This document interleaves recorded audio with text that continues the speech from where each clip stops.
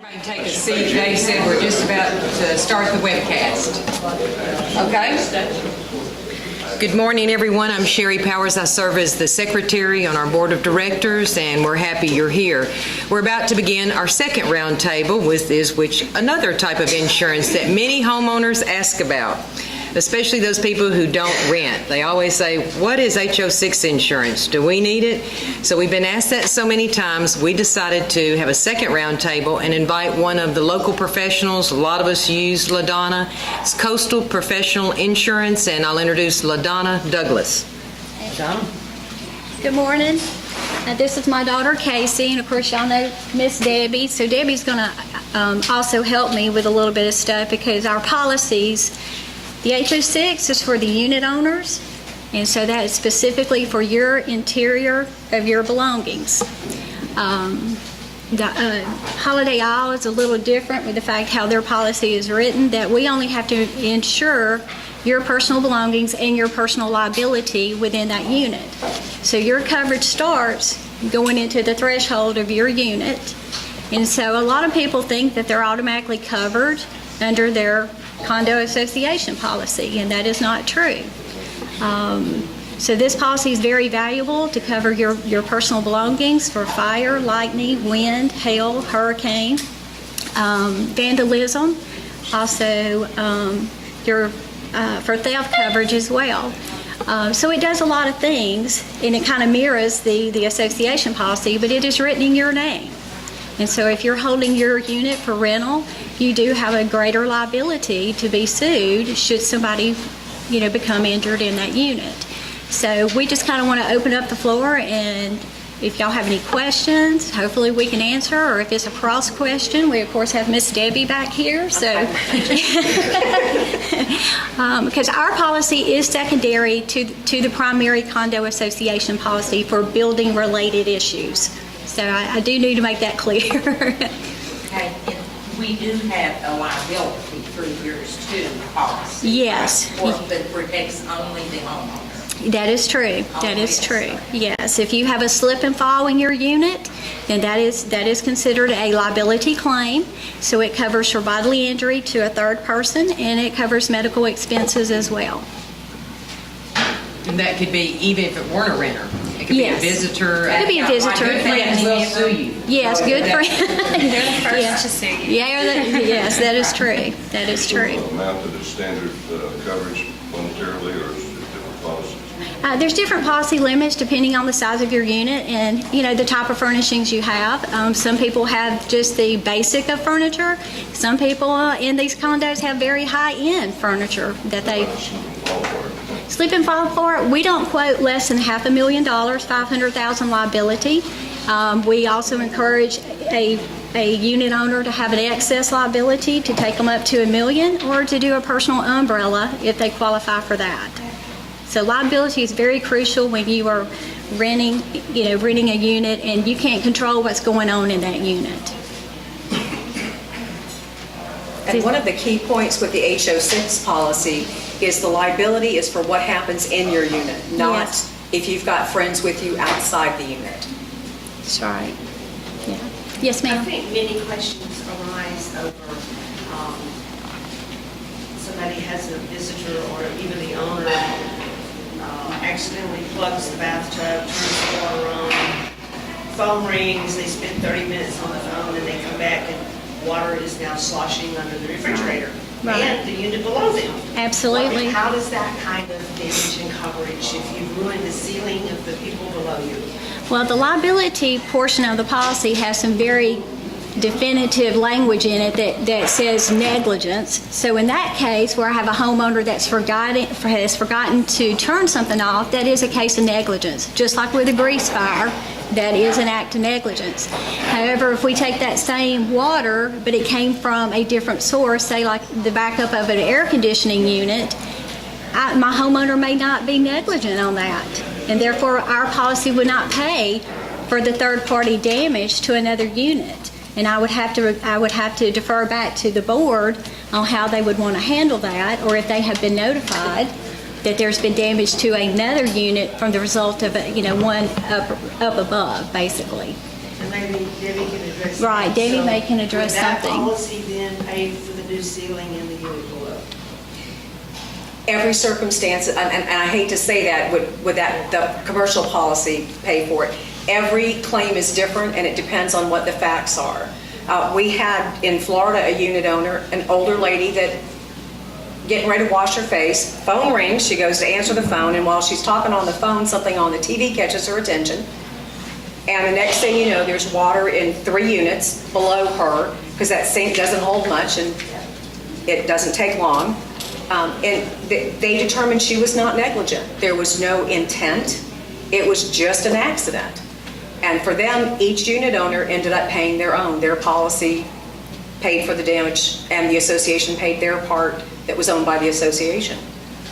So if I'm the person underneath, I looked up and it's coming through my ceiling, my HO6 would cover my damage. You should notify your agent. Above the deductible or whatever, yeah. You need to notify your agent. Everybody, the one thing we encourage is everybody that's involved should file. The association should file, and every single unit owner should file.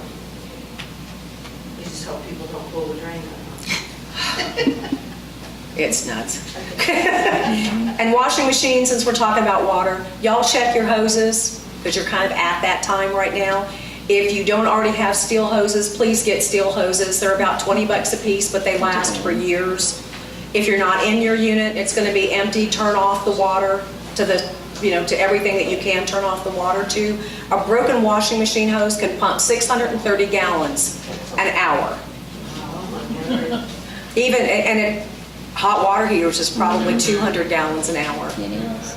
So, I know there's a gadget, a little sensor that you can put, say, in your laundry room Yeah. or under your water heater in the metal tray under it, that sets off an alarm. Are those reliable? Can you hear the alarm if you're not here and the apartment's empty? What's your experience with those? it depends on the condos. On the occupancy. If you've got people beside you, your better condos, they're probably really are not as good, only because if you've got a lot of insulation and you don't hear what's going on next door, but if you can hear at all what's going on next door, it's a very loud noise. They cost about 15 bucks a piece. You put one in your water pan, one behind the washing machine, underneath your sink, near your tub. Usually it's like the tub and the toilet area. Ice makers are notorious for leaks. And that's another one where you can get a steel braided hose for your ice maker rather than the plastic ones. They fail like crazy. But for $100 you can pretty much do your whole unit. The batteries are usually good for 2 years. So if you save anything, that's, if you avert one claim, it's well worth it. And you can get a whole house unit for about $1,500. It will turn off the water and call you. And it sounds like $1,500 is a lot of money, but when you look at your investment in your condominium, $1,500 is pretty reasonable. If it saves you one claim, just the water cleanup, it's going to be worth it. And talk to your local professional plumber. They can do the installation. Some of them you can even DIY it. And Brenda's brother owns a plumbing company and has for years up in New York, and he's the one that told us about it first. One of his customers had it installed for his mother who had dementia and was getting pretty forgetful but still could stay on her own, and he had it in there less than 2 weeks when it went off the first time. So he just called the neighbor because he doesn't live close, can you go over and turn off Ma's water? So it's definitely something to look at. If you get that, tell LaDonna or your agent, because that could give you a credit on your insurance policy. Because that's one thing that scares underwriters to death is the water claims. Does there have to be a certain level of water protection before you get a credit? In other words, a little stick-on deals that's going to be optimal, only in your condo, does that qualify? Well, I haven't seen any carriers yet to recognize the credit, but it is something that is evolving because of maintenance issue claims with associations. I would think that that is a big claim issue, is for an association is paying for these maintenance claims when it's covered, but it does go on your claim record, and it does affect your eligibility at renewal each and every year. So anything that a homeowner can do to prevent any damage, credit or no credit on the policy, it just makes good business practice, because just a little bit of water can be several thousands of dollars, you know, so, Yeah. right. The small ones probably would not get you a credit, but if you got one of the electronic ones that actually shut off the water, it just depends on your carrier. In Florida, it's pretty common, but it varies from state to state. Do you have any carriers that give a discount for that, or? Oh, this is what we get told from them, because we don't Okay, actually, gotcha. we Yeah. don't insure homeowners. Okay. But we had a condominium that was able to get their coverage. They had two large losses. The first one was $70,000 because a water heater, the coupling at the top blew, and it blew out the side, which was construction defect of the water, or completed operations defect. $70,000, it impacted 20 floors. Very large condominium. And they sealed everything off because the engineering company was taking forever getting out there to do their forensic engineering of, was it a failure in the water? Anyway, it just took forever.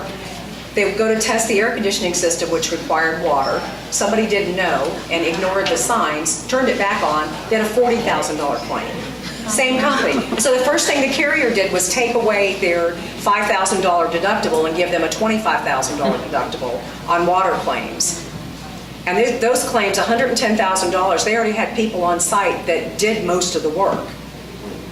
But we were able to get them back a $10,000 deductible because they installed 300 units. They put those water detection devices in. And the inexpensive ones, not the big ones. Yes. Can you contrast Florida versus Alabama? You said you cover Florida. Just generally characterize the difference. Florida condo law, like California, has evolved pretty significantly, which is really nice. In Florida, the association owns up to the bare walls. Anything what they call from the paint in is owned by the unit owner.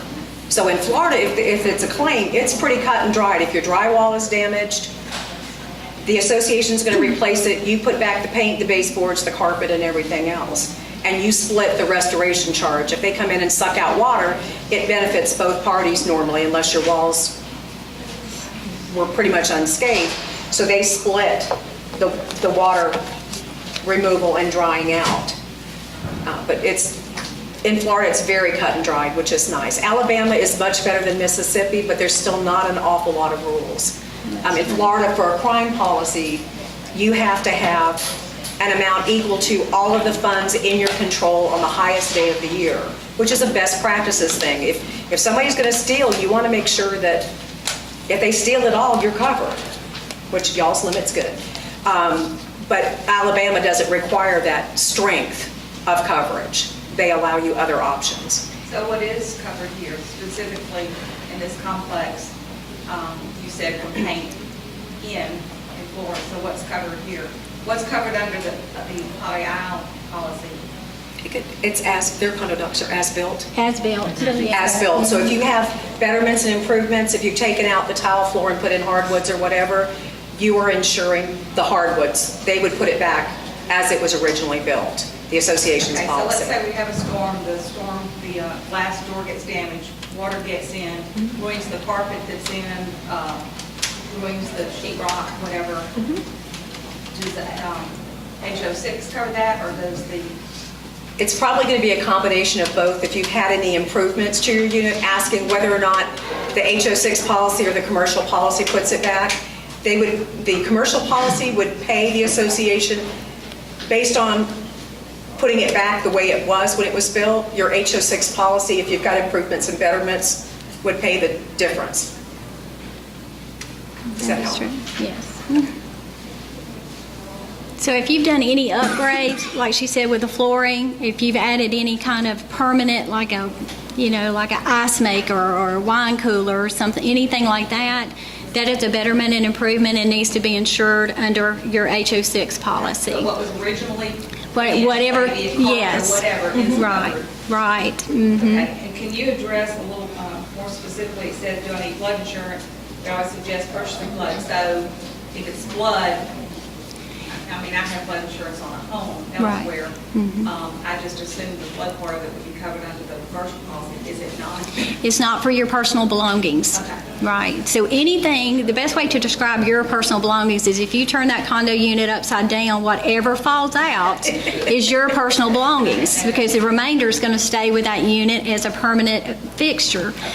So flood only covers your personal property. So if we were to have a storm and it got saturated with rising groundwater, storm surge coming in, and it damages your personal belongings, the association policy is not responsible for your unit. Right.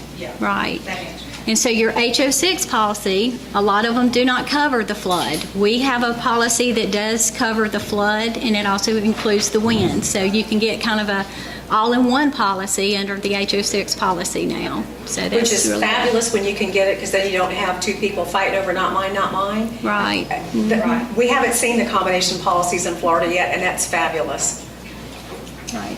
So, Debbie, you might explain to them elaborate that the reason Alabama and Mississippi is not is its legislature. It is. It requires the legislature to Right. change. the Exactly. condo Changes in state the condo laws. law require legislative change, and there's been moves in the past for Alabama and Florida, those active in the Community Association Institute and some of the other condo-based affiliated groups, to bring the other two states more in line with Florida, because it is very clean, very neat, and took out a lot of the ambiguity and lessened the exposure to the associations and the boards, because things are very concise. This is the way it is. It's the law then. It's State- law, it's a state law. And in 2009, it was from that day forward, no matter what your condo doc said, that's the way it was, which again was really nice. I mean, some of the condos, especially like in Florida, they're a little bit older. We've got condos that were built in the 60s, 70s, and 80s that still have their original docs. That's ridiculous. Things have changed. And this way, they didn't have to go to the owners and say, let's change the docs to make them compliant. As of that day, they were compliant, which was great. I have a couple specific questions, just because we're renewing here quickly. One of the things on this application that I got says occupancy, and mine says secondary. So is there a primary, a secondary? I mean, what are the different types, and does that affect the premium? it does. The secondary rates are a little bit higher because I have a absentee owner. So some things can happen while my owner's gone. Water damage especially is the biggest thing that can happen. Primary residence gets a little bit cheaper rate because I have a full-time occupant who hopefully is, watching out for these things and maintaining these items that can cause, several thousands of dollars. So the application it's a multiple use type of application, so we can have rental on there, we can have secondary, we can have primary occupancy as well. So Rental is another option. yes, rental is absolutely another option. And then the construction, this says MNC or better. Now, we have great construction here. Right. So Right. what does that mean, MNC or better? That rate is being discounted because it is a superior construction since it's all concrete versus a frame building, because obviously concrete is a lot more fire resistant than a frame building is, so you are getting a cheaper rate. And Debbie can back me up on that. Okay, yeah. Okay. The final thing is, in terms of exclusions or riders, what should we know about what specifically what's covered? I'm thinking jewelry, in terms of, does the $50,000 include anything, or there's things that are excluded? I would say every homeowner policy is going to have a limitation on certain categories of personal property. That would be your jewelry, your silverware, your firearms, anything that's easily portable in a burglary. So they do cap off on jewelry. It should be anywhere around $1,500. Silverware is usually around $2,500. So for those people that have more than that jewelry with them, or the value of jewelry with them, and you're full-time, we need to do a schedule. Secondary homeowners, I'm very limited on what I can do to increase those limits, because you already have a homeowner policy elsewhere where it should be properly insured regardless of your location. So that is some limitations when you are a primary residence down here. And it don't take much for us ladies to outgrow that limit for jewelry, even in costume jewelry. So, if you do have, some high value items, consider a safety deposit box, or talk to your current HO6 agent, or talk to us, and, we can provide you with the proper coverage you need against that. And in your case, check with your agent that writes your primary home to see what limit you have. Because Right. most all of them have limitations. All of them do. So, and get Right. them, a schedule just says, I've got this jewelry. Sometimes, depending on the value, they'll ask for an appraisal with pictures so they know what it is. They'll ask to see it so they know you still got it. But you can increase it on that policy, which would help when they're here. Thank you. You're welcome. You're welcome. I did want to address some information as we're starting to go into the hurricane season, and I know Debbie can help me and Miss Sherry can help me, and that's about loss assessments. The HO6 policy only provides $1,000 for loss assessment. You can buy more limits by endorsement, but loss assessment is very crucial to a condo association. Our policy does not cover if there is an assessment for a special policy deductible, meaning the condo association is assessing my unit owners because of a wind deductible. And so Debbie might can share some light on that. But none of the HO6 policies will reach out to help a unit owner in an assessment because of a special policy deductible. So that may Debbie can probably help fill that in. And unfortunately, there's no way I can buy a higher limit or additional coverage for that. It is what it is under our policy, because obviously most of the condo policies are less than $1,000, and so the carriers would just go broke, charging only $700 a year, but having to pay out $25,000 for a unit owner's assessment. So I did want to just touch base on that. Regular loss assessment, if the policy has $1,000, you do need to look into increasing that, because obviously they're going to assess you for maintenance issues and things that have to be done. And it only covers if it is a covered peril. So whatever they're trying to assess you for has to be because of fire, lightning, wind, hail, hurricane, that sort of thing. It cannot just be for the maintenance of the building. So if you were to turn it into me because they're assessing you because of pool repairs, no coverage under your HO6 policy whatsoever. But if it was something else that's caused it, because it is a covered peril, then we can apply to your HO6 for some relief against that assessment. But if you only have $1,000, because that's what the policy comes with, that's all it's obligated to pay. And LaDonna brings up a really good point with regards to maintenance. The insurance, whether it's an HO6 policy or the commercial policy for the association, is not a maintenance policy. The two key points in a claim, well, three actually, in claims, whether it's your personal policy or the association policy, sudden and accidental. Whatever it is has to be sudden and accidental, not wear and tear that's happened over time or just normal use. And the third is the covered peril. It has to be, like if your building leaks, if it just leaks because it leaks, and unfortunately that happens, chances are that is not going to be covered because nothing happened to the building. Now, if a tree hits it, it gets hit by a flying object and it creates a hole that allows water, wind, or whatever to come in. That's going to be covered in almost all instances, but not something that it just happens or it's a leak that's taken 3 years to show up. That's not covered because that's normal wear and tear and maintenance. That's probably the biggest questions we get. How come it doesn't? And it's because it has to be sudden and accidental, and it has to be one of the items listed in the policy. Any other questions? I have clarification for later in the program. You guys are going to be leaving when? So you're going to make the first 15 minutes. We're going to make the first 15 minutes. But you might not make Yes. the second part, okay? Correct. So we're going to have a 15-minute Q&A in the middle of the program, and then we're going to have kind of open-ended while the ballots are being in. So I just want to make sure I understood where we were with that. So again, make sure that if you have other questions that hadn't been covered here, we have those, but she will not be here. Okay, if there are no more questions, Very good. Hey, let's give a round of applause. These ladies got up early to come.